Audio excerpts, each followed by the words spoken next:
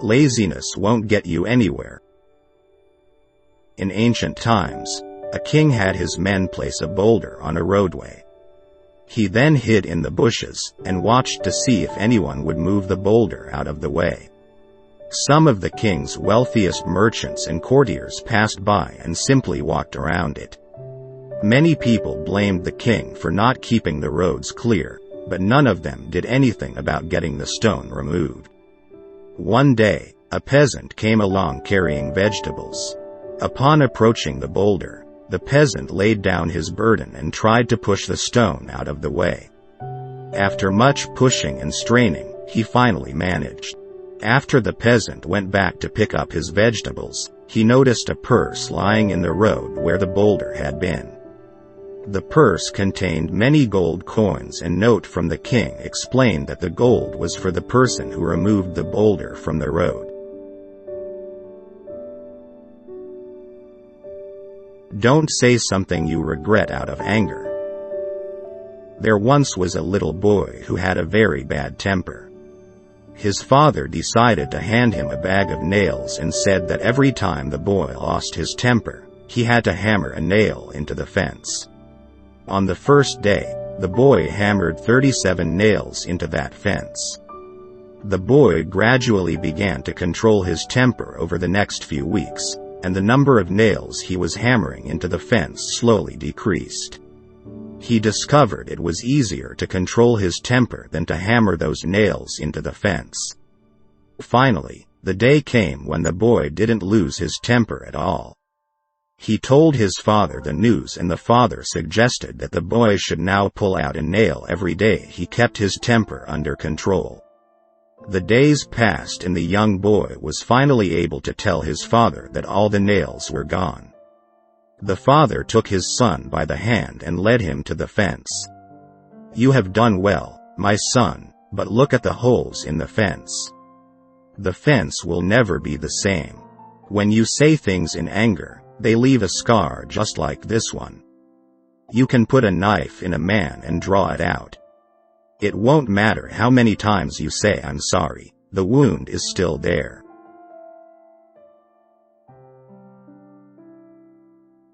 Stop wasting your time complaining. People visit a wise man complaining about the same problems over and over again. One day, he decided to tell them a joke and they all roared with laughter. After a few minutes, he told them the same joke and only a few of them smiled. Then he told the same joke for a third time, but no one laughed or smiled anymore. The wise man smiled and said, "You can't laugh at the same joke over and over. So why are you always crying about the same problem?" Damaged souls still have worth. A shop owner placed a sign above his door that said, "Puppies for sale." Signs like this always have a way of attracting young children, and to no surprise, a boy saw the sign and approached the owner. "How much are you going to sell the puppies for?" he asked. The store owner replied, "Anywhere from $30 to $50. The little boy pulled out some change from his pocket. "I have $2.37, he said. "Can I please look at them?" The shop owner smiled and whistled. Out of the kennel came Lady, who ran down the aisle of his shop followed by 5 tiny balls of fur. One puppy was lagging considerably behind. Immediately the little boy singled out the lagging, limping puppy and said, "What's wrong with that little dog?" The shop owner explained that the veterinarian had examined the little puppy and had discovered it didn't have a hip socket. It would always limp. It would always be lame. The little boy became excited. "That is the puppy that I want to buy." The shop owner said, "No, you don't want to buy that little dog. If you really want him, I'll just give him to you." The little boy got quite upset. He looked straight into the store owner's eyes, pointing his finger, and said, "I don't want you to give him to me.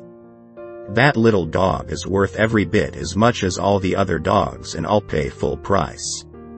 In fact, I'll give you $2.37 now, and 50 cents a month until I have him paid for."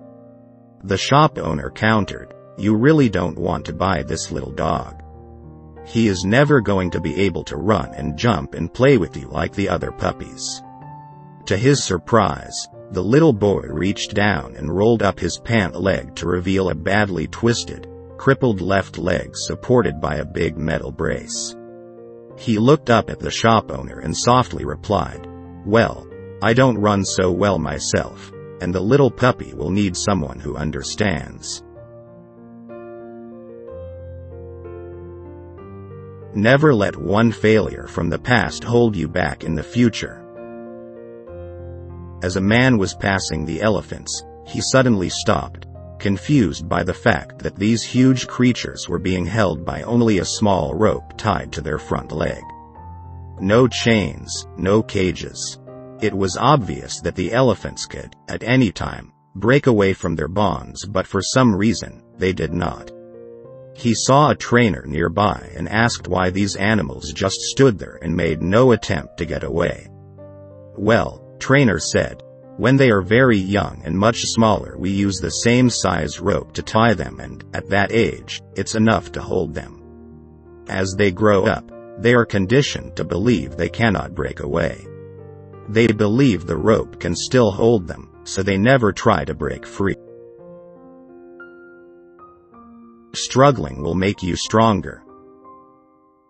Once upon a time, a man found a butterfly that was starting to hatch from its cocoon. He sat down and watched the butterfly for hours as it struggled to force itself through a tiny hole.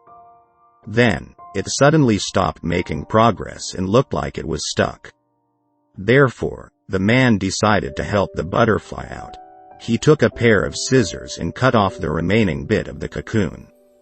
The butterfly then emerged easily, although it had a swollen body and small, shriveled wings. The man thought nothing of it, and he sat there waiting for the wings to enlarge to support the butterfly. However, that never happened. The butterfly spent the rest of its life unable to fly, crawling around with small wings and a swollen body.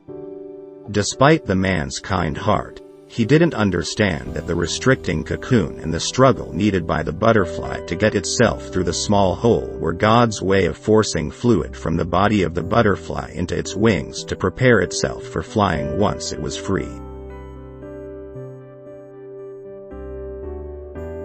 Your reaction matters more than what happens to you. Once upon a time, a daughter complained to her father that her life was miserable and that she didn't know how she was going to make it. She was tired of fighting and struggling all the time. It seemed just as one problem was solved, another one soon followed. Her father, a chef, took her to the kitchen. He filled 3 pots with water and placed each on a high fire. Once the 3 pots began to boil, he placed potatoes in 1 pot, eggs in the 2nd pot, and ground coffee beans in the 3rd pot. He then let them sit and boil, without saying a word to his daughter. The daughter moaned and impatiently waited, wondering what he was doing. After 20 minutes, he turned off the burners. He took the potatoes out of the pot and placed them in a bowl. He pulled the boiled eggs out and placed them in a bowl. He then ladled the coffee out and placed it in a cup. Turning to her, he asked, "Daughter, what do you see?" "Potatoes, eggs, and coffee," she hastily replied. "Look closer," he said, and touched the potatoes. She did and noted that they were soft. He then asked her to take an egg and break it. After pulling off the shell, she observed the hard-boiled egg. Finally, he asked her to sip the coffee. Its rich aroma brought a smile to her face. "Father, what does this mean?" she asked. He then explained that the potatoes, the eggs and coffee beans had each faced the same adversity, the boiling water. However, each one reacted differently. The potato went in strong, hard, and unrelenting, but in boiling water, it became soft and weak. The egg was fragile, with the thin outer shell protecting its liquid interior until it was put in the boiling water. Then the inside of the egg became hard. However, the ground coffee beans were unique. After they were exposed to the boiling water, they changed the water and created something new. "Which are you?" he asked his daughter. Don't insult the things you wish you could have. One afternoon, a fox was walking through the forest and spotted a bunch of grapes hanging from a lofty branch. "Just the thing to quench my thirst," he thought. Taking a couple of steps back, the fox jumped and just missed the hanging grapes. The fox tried again but still failed to reach them. Finally, giving up, the fox turned his nose up and said, "They're probably sour anyway," and walked away.